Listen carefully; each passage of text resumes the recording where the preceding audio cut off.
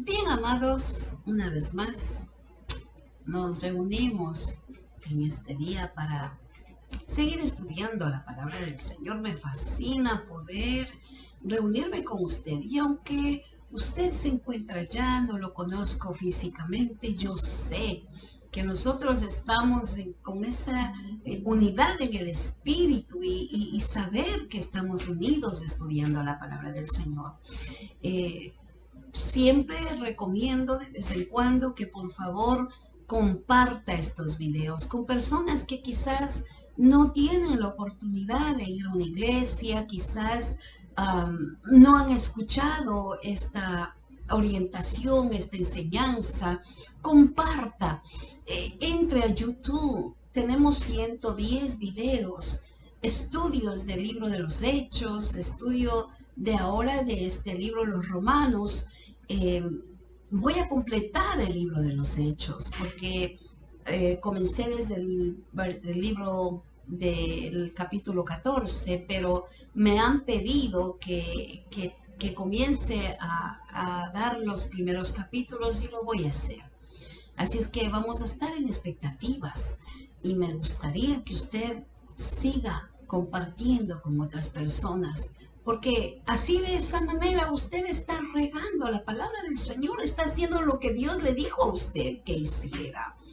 Gracias por estar pendiente de estas clases. Bien, en este día nosotros vamos a comenzar el capítulo 14 del libro de los Romanos, un capítulo muy interesante. Y antes de comenzar este capítulo, yo quiero dar una breve orientación sobre este capítulo. Siempre cuando comienzo un capítulo me gusta dar como un síntesis de todo el capítulo. Me gusta hablar de por qué se comenzó a escribir, cuáles fueron las causas, puntos importantes de los cuales uno tiene que tratar durante ese capítulo, que a veces el tiempo no nos permite darnos. Y vamos a observar algunos puntos importantes en este capítulo 14 del libro de los Romanos. Expliquemos un poco.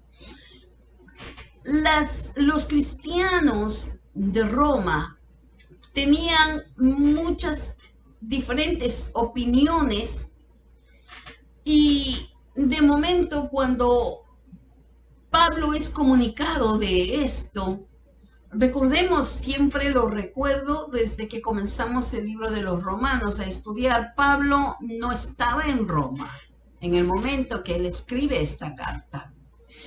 Pero al momento de comunicarles lo que está sucediendo y saber que entre el pueblo, vamos a entrar en esta clase muy interesante, al ver que en este capítulo viene a aparecer el pueblo creyente gentil y el pueblo creyente judío. Recordemos que el evangelio comenzó con el pueblo judío. Los primeros creyentes que recibieron la llenura del Espíritu Santo allá en el capítulo 2 de Hechos fueron judíos. Y ellos fueron encargados de repartir, de llevar las buenas nuevas en todo lo que es, lo que se conoce hoy día. Fueron ellos primero. Pero cuando se escribe esta carta, vemos que hay una controversia, diferentes opiniones entre los creyentes gentiles y los creyentes judíos. Para los creyentes, Pablo está hablando de dos grupos. Está ahora en esta carta, se refiere a dos tipos de grupos. Para los creyentes fuertes y para los creyentes débiles en la fe. En ese tiempo pensaban que habían creyentes fuertes en la fe y creyentes débiles en la fe. Y vamos a ver por qué. ¿Cuál es el punto de esto? En aquel momento había mucha tensión que se generó por estas situaciones entre los creyentes judíos y los creyentes gentiles.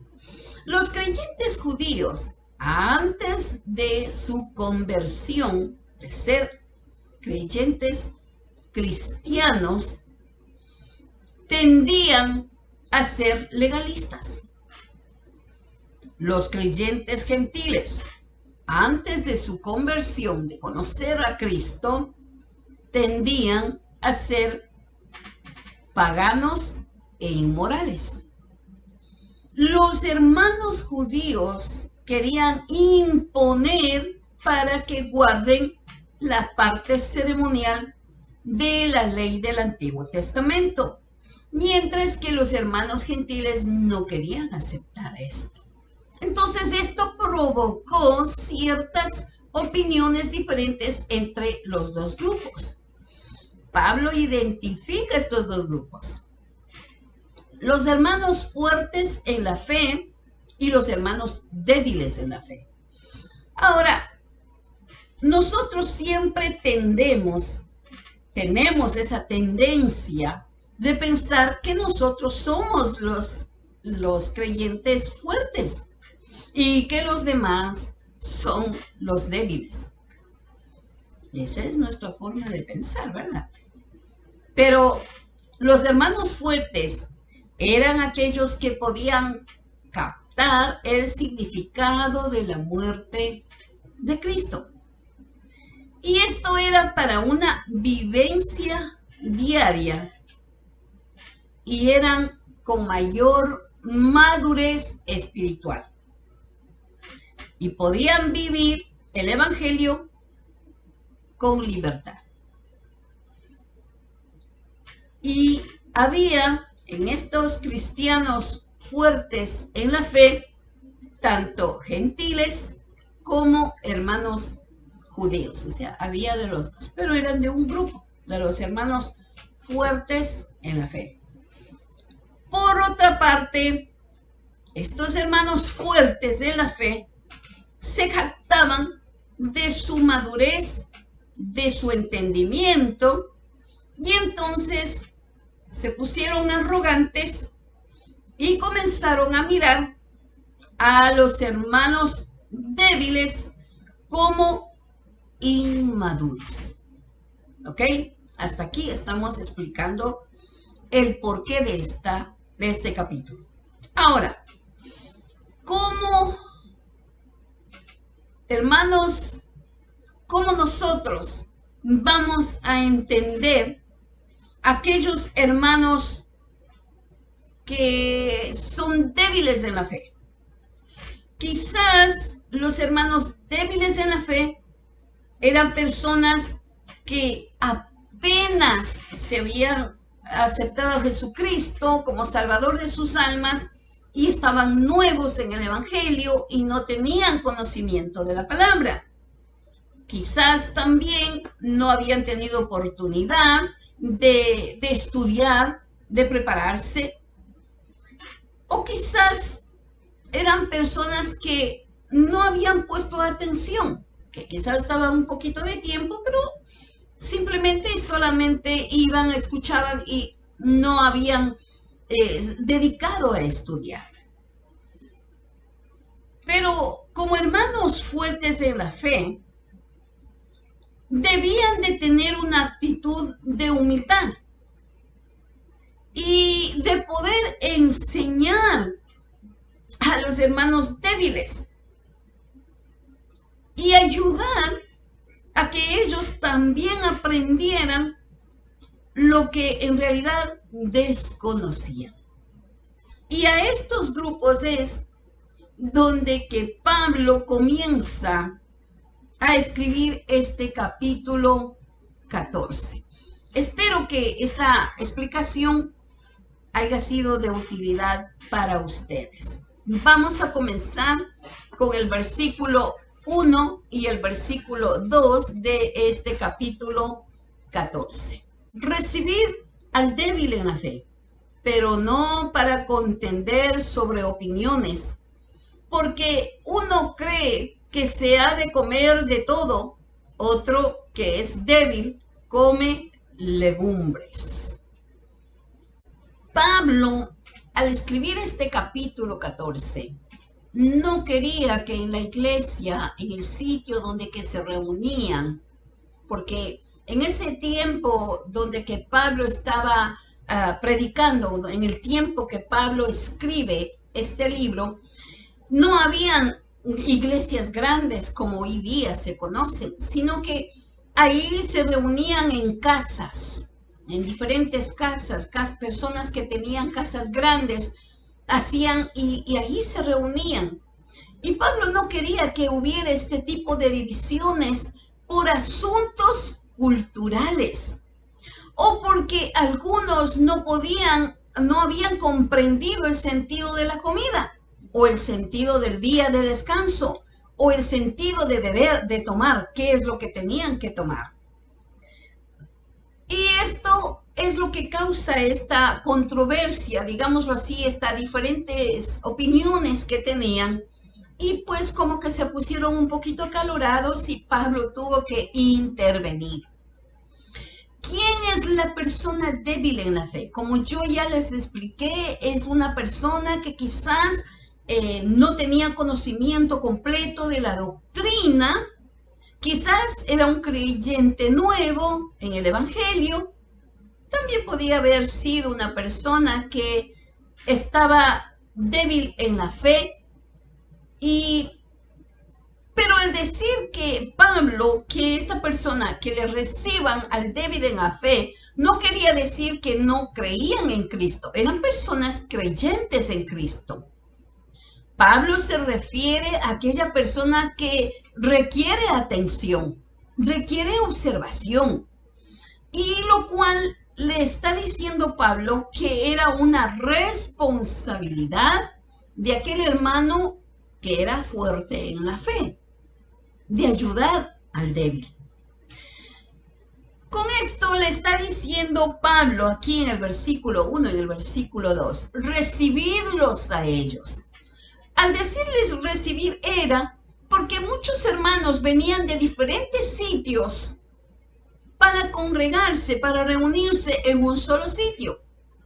Y cuando venían de diferentes sitios, pues se reunían y muchos pues ponían su comida y hasta que sea la hora donde que se reunían para los servicios y comenzaban a comer. Y ahí es donde que viene el tema. Unos, pues los judíos que estaban, que ya habían conocido el Evangelio, algunos todavía seguían practicando ciertas cosas de las cuales ellos practicaban cuando no habían conocido a Cristo. Y en estas reuniones comenzaron a ver esas disputas de que tú puedes comer, que tú no puedes comer, de que esto no es bueno, de que esto es malo, de que esto es pecado y de que esto no es pecado. Y esto era un sistema cultural.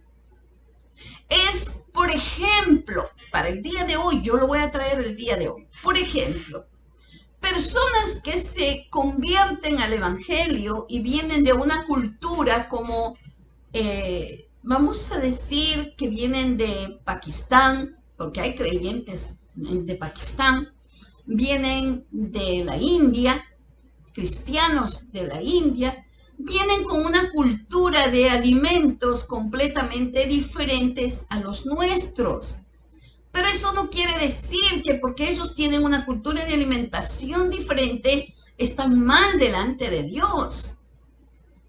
Porque si a usted le gusta comer carne de puerco, de chancho, de tocino, como le llamen en su país, no puede usted condenar a aquel que no come y que le gusta comer solamente legumbres o le gusta solamente comer cosas ensaladas. No podemos. Eso es lo que está Pablo hablando. El creyente fuerte en la fe debe de aprender a comprender al creyente débil.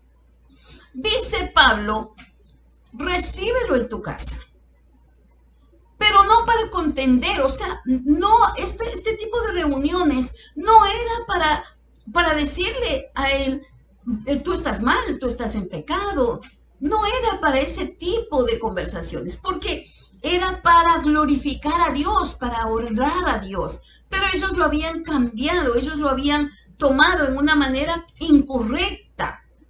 Y a los cristianos que en ese momento ya conocían la doctrina, entonces les llama la atención y les dice, no podemos, está bien, ustedes pueden recibirlos, pero no para que entren en contienda. El creyente debe de tener cuidado de no hacer su teología o ética cristiana porque usted tiene ese conocimiento. No lo podemos hacer. Cada país tiene su forma de vida y cuando vienen a Cristo, vienen con ese conocimiento de cultura, de comer, de vestirse. Y nosotros no podemos entrar en eso. Como creyente, nosotros no podemos hacer un estándar para todos los demás. Como creyentes, nosotros no fuimos llamados a establecer dogmas en las iglesias en base a lo que nosotros pensamos o a lo que nosotros opinamos. Recordemos que todos los creyentes, tanto fuertes como débiles, todavía somos tentados por el pecado. Por lo tanto, debemos de animarnos, de enseñarnos los unos a los otros en amor. Y siempre en base a la palabra de Dios. Cada creyente tiene sus fortalezas, pero también tiene sus debilidades. Usted puede decirme que usted es una persona fuerte, haciendo cosas, pero Dios lo conoce, que usted es débil en otros, que falla. Yo puedo decirle que yo soy muy fuerte en ciertas cosas, pero también tengo debilidades que pueden ser peligrosas para fallarle a Dios. Y nosotros tenemos que estar pendientes de esto para no poner el dedo a nadie. Y vuelvo a repetir, como creyentes nosotros no podemos hacer un estándar doctrinal, ni formar dogmas, ni decir que porque usted viste así, porque usted come esto, porque usted hace esto, no va a ser salvo. No, Señor. Nosotros, y ya vamos a entrar en este tema un poquito más adelante, debemos de animarnos, de enseñarnos en amor los unos a los otros, siempre en base a la palabra de Dios. Pablo les exhorta a que no juzguemos en base a opiniones personales. No podemos recibir a un creyente débil solamente para criticarlo, para juzgarlo, para tratar de convencer que está en un error, o que tiene que dejar esto, o que tiene que hacer esto, o hacerle ver de que está equivocado, o que estamos equivocados, o que estamos incorrectos. Y al mismo tiempo, para menospreciarlos y para condenarlos. Lamentablemente esto existe. Porque el creyente que dice que es fuerte, tiene la tendencia a condenar, a juzgar y condenar. Fíjese. Entonces por ahí, por este lado, ya dejó de ser fuerte, porque tiene su debilidad. Pero Pablo está refiriéndose porque en ese entonces estaba formándose este tipo de situaciones. Y Vamos a leer en Primera de Timoteo. Siempre me gusta corroborar con la palabra del Señor porque así se evita malos entendidos. Primera de Timoteo, capítulo 4, y vamos a leer el versículo 4 y 5. Porque todo lo que Dios creó es bueno y nada es de desecharse si se toma con acción de gracias, porque por la palabra de Dios y por la oración es santificado. Aquí es el tema sobre la comida, que en ese entonces se levantó todo este dilema. Y Pablo está hablando a los hermanos fuertes que podamos ayudar y dejar de condenar y dejar de despreciar a aquellos que son débiles en la fe. Los dos debían y deben de ser tratados con consideración. Tanto al hermano que dice que es fuerte en la fe, también al hermano que es débil en la fe. El hermano débil no es menos por el hecho de que come legumbres. Eso es lo que dice Pablo. Y el hermano fuerte no es fuerte porque come carne, porque Dios los ha aceptado así como son. Eso es lo que dice la Biblia. No podemos menospreciar ni a uno ni a otro. Hay personas que son vegetarianas porque no están de acuerdo en comer carne, pero no podemos exigirles ni decirles que están mal y que ellos deben de... No, el Evangelio nos hace libres para servir a Dios, no para mirar al hombre ni sus fallas, sino para servir a Dios. Y ese es el punto que Pablo está trayendo en este momento. Versículos 3 y versículo 4 vamos a leer del capítulo 14. Dice, el que come no menosprecie al que no come, y el que no come no juzgue al que come, porque Dios le ha recibido. Tú, ¿quién eres que juzgas al criado ajeno? Para su propio Señor está en pie y cae, pero está firme, porque poderoso es el Señor para hacerle estar firme. Pablo está hablando de la tolerancia dentro del pueblo de Dios. La tolerancia mutua. Y acordémonos que ser una persona tolerante es una virtud cristiana. Y Pablo nos hace una advertencia. Por lo tanto, el creyente fuerte como el débil en la fe, no podemos entrar en estas situaciones. Veamos esto. La tolerancia del creyente fuerte sería, es que eso es terrible. La tendencia, digamos, no la tolerancia. La tendencia, lo que el creyente fuerte hace. Desprecia, menosprecia, desvaloriza al hermano débil en la fe. Esa es la tendencia del hermano fuerte. Y la tendencia del creyente débil es juzgar, criticar, condenar al creyente fuerte en la fe.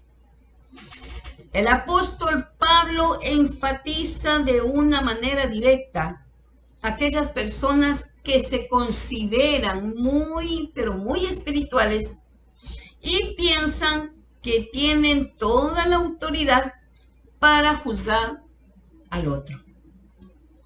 Como cristiano maduro, si piensa que usted lo es, ¿cómo puede ponerse a juzgar en base a su criterio? ¿Cómo? La palabra de Dios nos enseña que el creyente fuerte debe de ser humilde con los hermanos débiles. ¿Por qué? Porque nosotros tenemos un gran ejemplo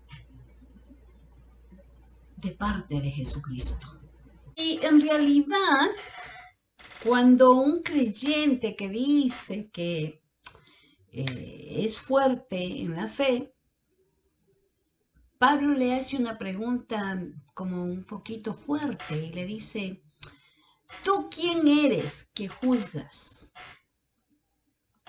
Y esto es bien fuerte, amados, porque ¿quiénes somos nosotros para juzgar? Solamente Dios es el único que tiene el poder para juzgar. El único. Nosotros no tenemos ninguna autoridad, nosotros no tenemos ningún derecho que se nos ha dado de que nosotros podemos juzgar a los demás. Y Pablo está refiriéndose dice, ¿tú quién eres el que juzgas al criado ajeno? Porque aquí había la tendencia que porque una persona, mire, y eso lo podemos encontrar mucho. Siempre estamos pendientes de la vida ajena para ver si está bien, si está mal, si está haciendo esto, si está, qué come, qué viste, qué se pone, cómo se viste, cómo habla, y pendiente de toda la vida ajena. Pero, ¿cómo nos descuidamos la vida propia? Y en este caso, Pablo está hablando y nos está diciendo, ¿tú quién eres? Esa pregunta es una pregunta fuerte porque prácticamente nos está diciendo quién nosotros nos creemos que somos. Si usted dice que es una persona fuerte en la fe y que es capaz de hacer esto y aquello, pero está juzgando a los demás, cómo viven, cómo hacen, qué es lo que tienen que hacer, ya automáticamente no, dejó de ser fuerte. Es una persona que muestra que es una persona inmadura y que no conoce la palabra, no conoce bien la palabra y tampoco conoce a Dios. Mire qué cosa. Aquí solamente Dios tiene la única autoridad para juzgar y lo hará cuando vengamos en el juicio. O quizás cuando Dios quiera que esa persona sea juzgada aquí en la tierra. Él conoce y Él sabe a qué tiempo lo va a hacer. Pero es mejor que seamos humildes con nuestros hermanos, que seamos humildes, que ayudemos, que enseñemos, si es que conocemos más, un poquito más, quizás, pero no podemos ni menospreciar, no podemos mucho menos juzgar y peor condenar. Es mejor, amados, que vayamos y pidamos perdón a Dios por lo que estamos haciendo o por lo que pensábamos que era normal y que estábamos bien en nuestras actitudes. Pidamos perdón a Dios y utilicemos bien la palabra de Dios y leamos, porque, amados, en la palabra de Dios nos enseña muchas cosas Él dice que la palabra de Dios es como un espejo donde que nosotros podemos mirar cómo estamos. Así es que nos quedamos en este versículo 4 del capítulo 14 del libro de los Romanos. Les pido, por favor, que sigan leyendo, que lean todo el capítulo, para que así cuando ya sigamos estudiando, ustedes vean que en realidad se está dando la clase correcta. Vamos a orar y dar gracias a Dios por una clase que hemos aprendido. Gracias, Dios mío. Gracias, Señor. Porque tu palabra nos confronta, nos enseña, nos dirige. Por favor, ayúdanos. Ayúdanos a ser creyentes, hacedores de tu palabra. Ayúdanos a reconocer cuando estamos cometiendo errores y fallamos. Y al mismo tiempo, Señor, te ofendemos. Ayuda a todas las personas que se interesan por aprender tu palabra y que están más interesados en poner en práctica. Ayúdalos y dales la fortaleza. Bendiga a todos, Señor, a través de esta clase. Te doy gracias en el nombre de Jesús. Amén, amén. Nos vemos en las clases siguientes. Que Dios les bendiga.